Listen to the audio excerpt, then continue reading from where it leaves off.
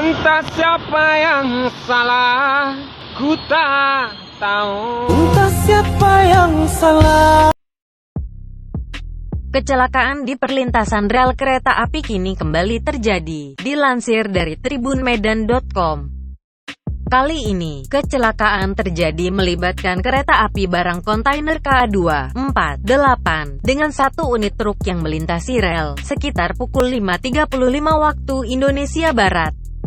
Kecelakaan itu terjadi di Jalan Benteng, lingkungan Pasiran, Kelurahan Simpang 3 Pekan, Kecamatan Perbaungan, Kabupaten Srgai pada Kamis, tanggal 26 Mei tahun 2022. Kanit Lantas Polres Srgai Ibda R. Helmi Ramadan mengungkapkan, kejadian bermula saat truk berplat BK9162LE datang dari arah Jalan Benteng Sungai Ular menuju arah Jalan Provinsi Medan Tebing Tinggi. Diduga, supir truk tidak memperhatikan kereta api barang yang datang dari arah kota Medan menuju tebing tinggi yang akhirnya tabrakan tidak dapat dielakkan. Alhasil, kereta api barang tersebut menabrak mobil truk dan mengalami kerusakan yang cukup parah di sisi samping kiri.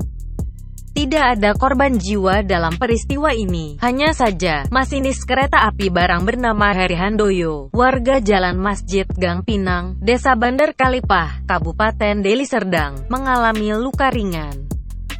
Sedangkan sopir truk melarikan diri setelah tabrakan itu terjadi, sehingga identitas dari pengemudi truk pun tidak diketahui.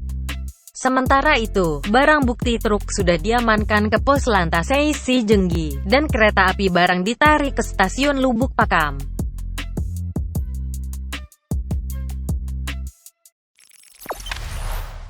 Jangan lupa subscribe, share, komen, dan like ya!